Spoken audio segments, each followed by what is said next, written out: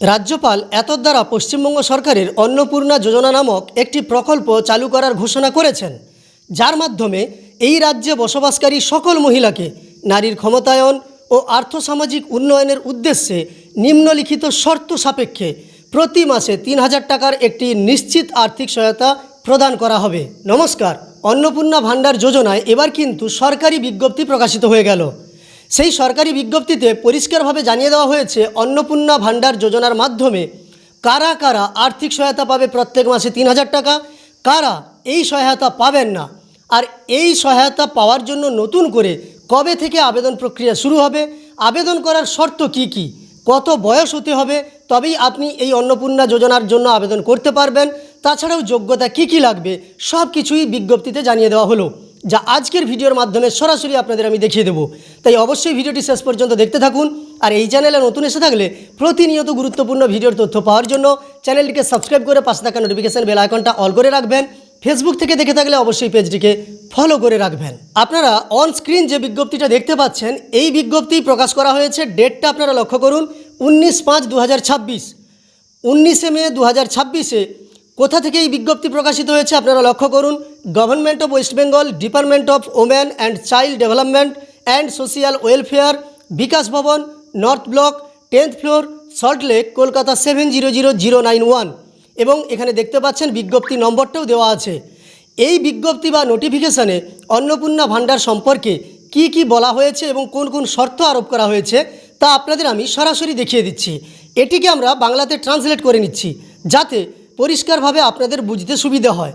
আমি আপনাদের কাছে ইংরেজি বিজ্ঞপ্তিটাও রেখেছি এবং এর বাংলা ট্রান্সলেশনটাও রেখেছি, আপনারা অবশ্যই দেখতে পাচ্ছেন।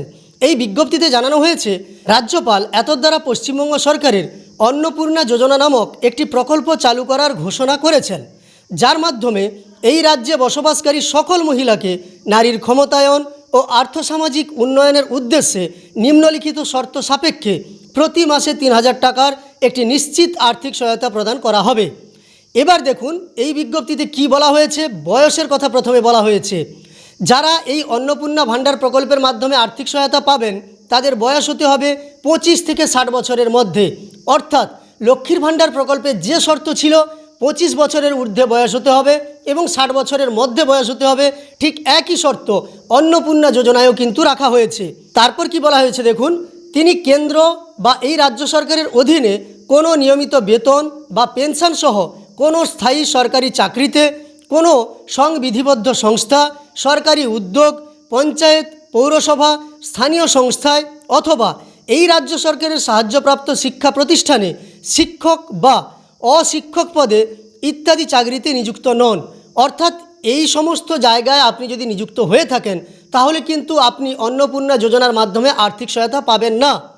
তারপর বলা হয়েছে 3 নম্বরে, তিনি কোনো আয়কর দিচ্ছেন না। অর্থাৎ ইনকাম ট্যাক্স যারা পে করেন তারা কিন্তু এই অন্নপূর্ণা যোজনার মাধ্যমে আর্থিক সহায়তা পাবেন না।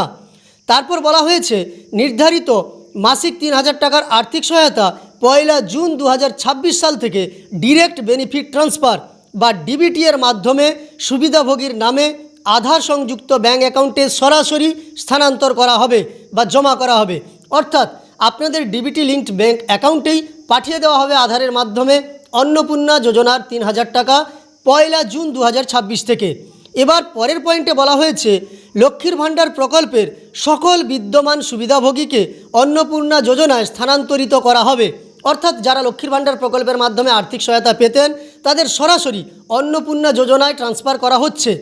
একই সঙ্গে বলা হয়েছে, তবে SIR 2026 চলাকালীন চিহ্নিত মৃত, স্থানান্তরিত, তালিকা থেকে বাদ পড়া এবং অনুপস্থিত ভোটার খসড়া তালিকা প্রকাশের পর দ্বিতীয় তালিকা থেকে বাদ পড়া, বিচার বিবেচনার পর তালিকা থেকে বাদ পড়া এবং ভোটার স্লিপ বিতরণের সময় পাওয়া মৃত, স্থানান্তরিত, তালিকা থেকে বাদ পড়া ভোটাররা এর অন্তর্ভুক্ত হবেন না। এছাড়াও বলা হয়েছে, যে সকল সুবিধাভোগী SIR এর ট্রাইব্যুনালে আপিল করেছেন অথবা নাগরিকত্ব সংশোধন আইনের অধীনে আবেদন করেছেন তারা তাদের আবেদনের নিষ্পত্তি না হওয়া পর্যন্ত নতুন প্রকল্পের অধীনে আর্থিক সহায়তা পাবেন। একইভাবে মৃত এবং স্থানান্তরিত সুবিধাভোগীদের নাম ভবিষ্যতে নিয়মিতভাবে তালিকা থেকে বাদ দেওয়া হবে। অর্থাৎ যে কথা মাননীয় মন্ত্রী অগ্নিমিত্রা পাল ঘোষণা করেছিলেন সেই একই কথা বলা হয়েছে।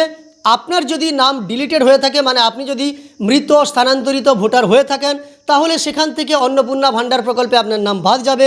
তাছাড়াও আপনি যদি ট্রাইব্যুনালে আপিল করেছেন বা সিএ এর জন্য আপিল করেছেন, তাহলে কিন্তু আপনাকে আপাতত যতক্ষণ না পর্যন্ত সমাধান হচ্ছে ততক্ষণ পর্যন্ত অন্নপূর্ণা ভাণ্ডার প্রকল্পের মাধ্যমে আর্থিক সহায়তা প্রদান করা হবে এবং ভবিষ্যতে যারা মৃত হবেন বা স্থানান্তরিত হবেন তাদের নামও কিন্তু বাদ পড়বে, এমনটাই বলা হয়েছে, বা তালিকা থেকে বাদ দেওয়া হবে। পরের পয়েন্টে যেটা বলা হয়েছে দেখুন, এটাও আপনাদের কাছে গুরুত্বপূর্ণ, আপনারা অনেকেই জানতে চেয়েছিলেন নতুন আবেদনকারীরা কবে থেকে আবেদন করতে পারবেন। সেটা পরিষ্কারভাবে জানিয়ে দেওয়া হয়েছে এই বিজ্ঞপ্তিতে। নতুন আবেদনকারীদের জন্য 2026 সালের 1 জুন থেকে অন্নপূর্ণা যোজনা পোর্টালে অনলাইন আবেদন করার সুবিধা চালু করা হবে। অর্থাৎ 1 জুন থেকে যেমন লক্ষ্মীর ভাণ্ডার প্রাপকেরা অন্নপূর্ণা ভাণ্ডারের মাধ্যমে আর্থিক সহায়তা পেতে শুরু করবেন, একইভাবে নতুন করে যারা অন্নপূর্ণা যোজনায় নাম লেখাতে চান তারা 1 জুন থেকেই অনলাইনে আবেদন করতে পারবেন। অর্থাৎ সম্পূর্ণ অনলাইন হচ্ছে আবেদন প্রক্রিয়া, 1 জুন থেকে শুরু হচ্ছে আবেদন। এবার দেখুন পরের পয়েন্টে বলা হয়েছে অন্নপূর্ণা যোজনার অধীনে প্রাপ্ত আবেদনপত্রগুলি এই উদ্দেশ্যে ক্ষমতাপ্রাপ্ত সরকারি কর্মকর্তাদের দ্বারা যথাযথভাবে যাচাই করা হবে। যাচাই বা তদন্তের পর গ্রামীণ এলাকার ব্লক উন্নয়ন কর্তা বা বিডিও এবং শহরাঞ্চলের মহকুমা কর্মকর্তা বা এসডিও অনুমোদনের জন্য যোগ্য আবেদনকারীদের তালিকা অনলাইনে জেলা ম্যাজিস্ট্রেটের কাছে সুপারিশ করবেন। কলকাতা পৌর কর্পোরেশনের আওতাধীন এলাকাগুলিতে এই প্রক্রিয়াটি কলকাতা পৌর কর্পোরেশনের কর্মকর্তারা সম্পন্ন করবেন। অনুমোদিত মামলাগুলির তদন্ত প্রতিবেদন অন্নপূর্ণা যোজনা পোর্টালে আপলোড করা হবে। মানে যেভাবে লক্ষ্মীর ভাণ্ডারেও দেখেছেন 4টা স্টেপে ভেরিফিকেশান হয়েছিল, একইভাবে অন্নপূর্ণা যোজনায়ও 4টি স্টেপে ভেরিফিকেশান হবে। সেই ভেরিফিকেশানের কথা বলা হয়েছে। তারপর ডিএম বা ম্যাজিস্ট্রেট যখনই অনুমতি দিবেন তখন থেকে আপনারা টাকা পেতে শুরু করবেন। এবার পরের পয়েন্টে যেটা বলা হয়েছে সংশ্লিষ্ট জেলা ম্যাজিস্ট্রেটগণ জেলাসমূহে অনুমোদনকারী কর্তৃপক্ষ হিসাবে কাজ করবেন এবং কলকাতা পৌর কর্পোরেশন বা কেএমসি এলাকায় কমিশনার, কলকাতা পৌর কর্পোরেশনের কেএমসি অনুমোদনকারী কর্তৃপক্ষ হিসাবে কাজ করবেন। একেবারে শেষে বলা হয়েছে এই বিজ্ঞপ্তিটি অর্থ বিভাগ গ্রুপ ই এর 17/5/2026 তারিখের ইউও নম্বর এবং এখানে 7 বলে লেখা আছে নম্বরটা, এর সম্মতিক্রমে জারি করা হলো। আপনারা দেখতে পাচ্ছেন পশ্চিমবঙ্গ সরকারের রাজ্যপালের আদেশ অনুসারে এই বিজ্ঞপ্তি প্রকাশ করা হয়েছে নারী শিশু কল্যাণ ও সমাজ কল্যাণ মন্ত্রকের পক্ষ থেকে, যেখানে অন্নপূর্ণা ভাণ্ডার নিয়ে আমাদের যা চিন্তা ছিল বা যে সমস্ত জায়গায় আমাদের বুঝতে অসুবিধা হয়েছিল পরিষ্কারভাবে প্রত্যেকটি তথ্য দিয়ে দেওয়া হয়েছে। এবার আপনারা যারা লক্ষ্মীর ভাণ্ডার পেতেন, যারা যোগ্য, যাদের নাম ভোটার তালিকা থেকে বাদ পড়েনি, যারা মৃত কিংবা স্থানান্তরিত নয়, তারা কিন্তু অন্নপূর্ণা ভাণ্ডার প্রকল্পের মাধ্যমে ডিবিটি লিঙ্কড ব্যাঙ্ক অ্যাকাউন্টে 1 জুন থেকে 3000 টাকার আর্থিক সহায়তা পেতে চলেছেন। আর নতুন করে যারা আবেদন করার কথা ভাবছিলেন তাদের জন্য সুখবর চলে এসেছে। 1 জুন 2026 থেকে আপনারাও নতুন করে আবেদন করতে পারবেন। সম্পূর্ণ অনলাইনে হবে আবেদন এবং আমরা ভিডিওর মাধ্যমে আপনাদের স্টেপ বাই স্টেপ দেখিয়ে দেবো।